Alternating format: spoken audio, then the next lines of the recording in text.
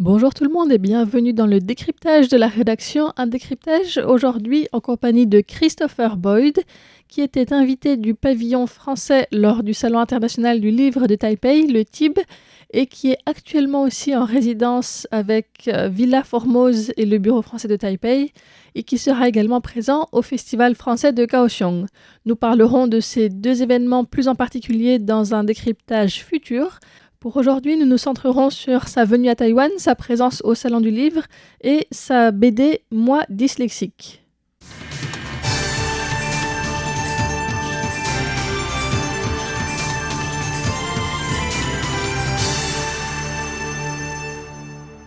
Christopher Boyd, ou Chris Collis en chinois, est venu pour la première fois à Taïwan en 2017. Mais vu que j'avais pas trop d'argent non plus, j'ai fait le tour de l'île en stop et j'allais dans les écoles via un programme et je dormais dans les écoles et je donnais des ateliers dans les écoles.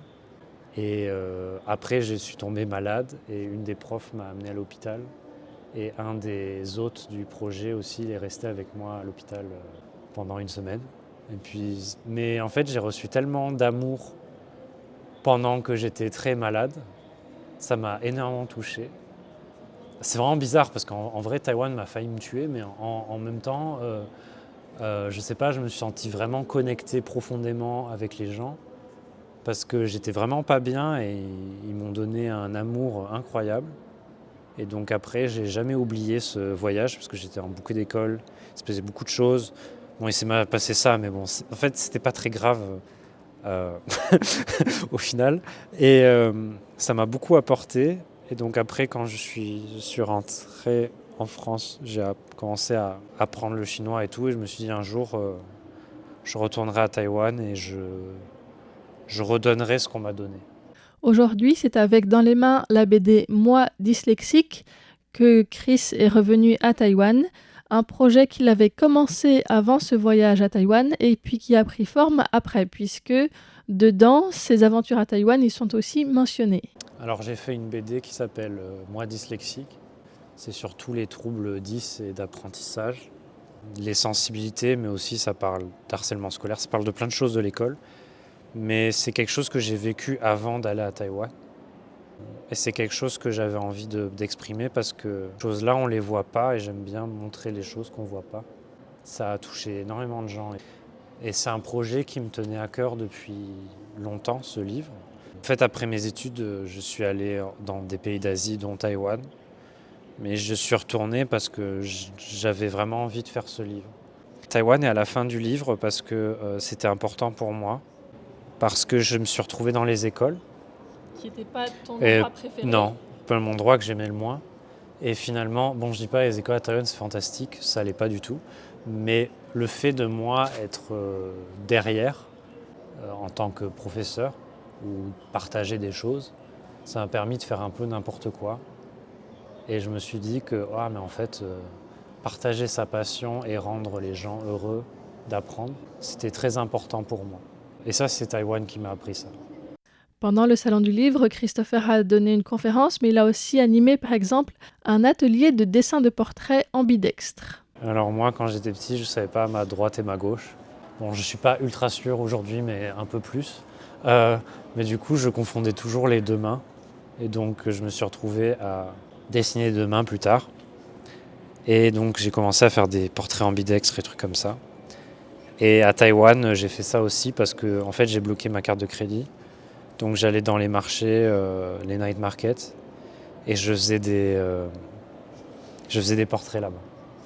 Et donc ça me permettait de continuer, où j'échangeais des portraits en échange de nourriture, des choses comme ça. Totalement fou. Et quand j'allais dans les écoles, vu que les gens ils savaient ça, j'ai commencé à donner des ateliers de dessin ambidextre à Taïwan. Et c'est ce que je fais partout. Le dessin est en effet un moyen de communication direct qui n'a pas besoin de grammaire, qui n'a pas besoin de mots ni d'orthographe et qui permet de contourner les difficultés qui peuvent accompagner la dyslexie. Et c'est justement le dessin qui est utilisé dans le livre Moi dyslexique pour mettre en image toutes les difficultés qui peuvent accompagner les troubles de l'apprentissage. Alors, il y a plusieurs 10. Alors, il y a la dyslexie, c'est quand c'est on a du mal à lire. Donc les lettres, elles se mélangent en fait quand on voit les lettres. Elles s'inversent et on n'arrive pas à mettre... On les associe à des sons. Donc je tiens à dire que les gens qui sont 10 ou qui ont des problèmes d'apprentissage, il n'y en a pas un qui est pareil que l'autre. Donc souvent les difficultés varient d'une personne à une autre. Donc il y a ça, il y a la orthographie, c'est l'écriture. La dysgraphie, c'est le mouvement de la main. La dyspraxie, c'est tout ce qui est motricité fine, mettre ses chaussures, mettre ses vêtements, etc. Donc par exemple, quelqu'un de dyspraxique, il va apprendre à peut-être faire ses chaussures, il va mettre 1000 ans à faire ça, mais le lendemain, il va oublier direct. Donc il faut le faire je ne sais pas combien de fois pour trouver l'équilibre, etc. Ensuite, il y a la dysphasie, c'est tout ce qui est parlé. Donc par exemple, je vais faire un exemple sur la dysphasie. Il y a beaucoup d'enfants, enfin, je sais pas si... J'ai travaillé avec des enfants dysphasiques. Moi, j'arrive à les comprendre, j'ai l'habitude. Mais sinon, par exemple, ils vont parler de manière totalement étrange. Pour eux, c'est logique, mais pour nous, c'est comme une autre langue. Par exemple, au lieu de dire comment ça a été les fêtes de Noël de fin d'année, ils vont dire c'était bien Père Noël. Tu vois ? Donc, il y a un lien, mais il faut réfléchir beaucoup plus pour les comprendre. Et donc, ces enfants-là, ils ont du mal à communiquer leurs idées. C'est très visuel. Voilà, donc ça c'est... Ah, et la dyscalculie aussi. Dyscalculie, c'est avec les chiffres. Donc par exemple, si je prends ma main, il y a 5 doigts. Un dyscalculique va voir la main, mais va pas voir le chiffre. Voilà. Et ça peut arriver à des... C'est pas juste pas bien calculé. Il y a des dyscalculiques, ils n'arrivent pas à savoir si un prix est cher ou pas cher. C'est à ce point-là, des fois. C'est juste pour vous dire que chacun est différent et des fois les difficultés peuvent être assez lourdes, alors que des fois elles peuvent être assez simples. Et ensuite, il y a les troubles de l'attention. C'est tout ce qui est la difficulté à se concentrer, mais et tout le temps bouger. Ça peut être avec ou sans hyperactivité. Donc ça, c'est tous les troubles que j'aborde dans mon livre. Moi, je ne les ai pas tous, j'en ai 3 ou 4. C'est déjà beaucoup. Mais je n'ai pas tout ce que j'ai cité. Et ça me paraissait important parce que moi, je vois beaucoup d'enfants dans les écoles, ils ne sont pas bien. Et j'ai remarqué que tous les livres ou les BD ou les films, il n'y a rien. Et c'est que des livres blablabla chiants pour les parents ou pour des spécialistes. Du coup, moi, j'ai fait un truc en images et en BD. Au début, je ne voulais pas me mettre en tant que personnage. Mais je me suis rendu compte que raconter ma propre expérience, c'était plus fort. Donc c'est pour ça que j'ai fait ça. Et du coup, on peut se demander aussi comment est-ce que ce livre a été reçu à Taïwan, un endroit où, personnellement, j'avais jamais entendu parler de troubles dyslexiques. J'aimerais bien qu'elle se traduise en mandarin et en anglais. Ça pourrait aider des gens, mais j'ai l'impression que les gens, ils comprennent pas trop ce que c'est. Et c'est très compliqué pour moi, parce que j'essaie d'expliquer, et je suis sûr à Taïwan, il y en a plein, parce que j'en ai rencontré 2 à Taïwan. Mais c'est très difficile, j'ai l'impression, je me dis, mais ces enfants, comment ils font à l'école ? Surtout que la langue mandarin et le français, c'est pas du tout les mêmes effets dans le cerveau. Donc il y a des études qui sont sorties pour juste la langue chinoise. Ça n'a pas du tout la même forme. Mais moi, on m'a proposé dans les écoles de former des profs, mais moi je suis pas formé pour ça. Enfin moi je peux expliquer ce que c'est, mais je peux pas vraiment former des profs. Et du coup je me dis mais il doit y avoir des gens qui font ça ici. Enfin, c'est juste je sais pas. Je t'avoue, je pense qu'ils voient ça avec curiosité. Et moi, dyslexique, c'est aussi une bande dessinée dont la lecture peut amener à des réalisations. En fait, j'ai une amie qui l'a lu à Taïwan. J'ai ramené, elle l'a lu, je lui ai fait lire.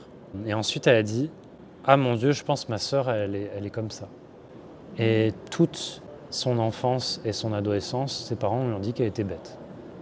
Mais vraiment violent, quoi. Et elle ne savait pas lire l'heure, elle avait du mal à l'école et tout.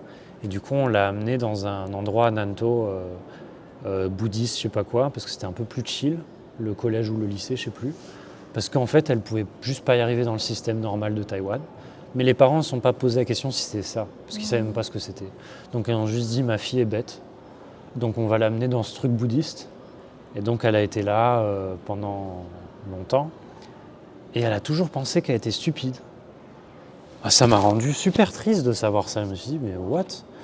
Et elle a dit je vois ça. J'ai dit est-ce que tu peux lui amener le livre et le lire avec elle? Et donc normalement je fais pas ça. J'aime pas du tout faire des diagnostics pour des gens.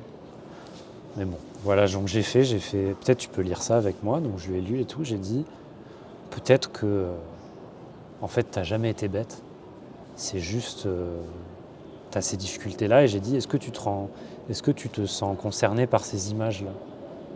Et elle a dit, ah oui, c'est moi et tout. Bon, j'ai pas eu le courage d'en parler aux parents non plus, parce que c'est pas vraiment mon rôle, mais en tout cas, ça lui a fait du bien, parce que je pense que maintenant, elle se sent pas bête. En fait, moi, ce que j'ai peur, c'est qu'à Taïwan, enfin déjà en France, il y en a beaucoup, mais j'ai peur qu'à Taïwan, il y a beaucoup de gens qui se sentent bêtes. Et j'espère que c'est pas juste parce qu'ils savent pas qu'ils ont ces difficultés-là, quoi.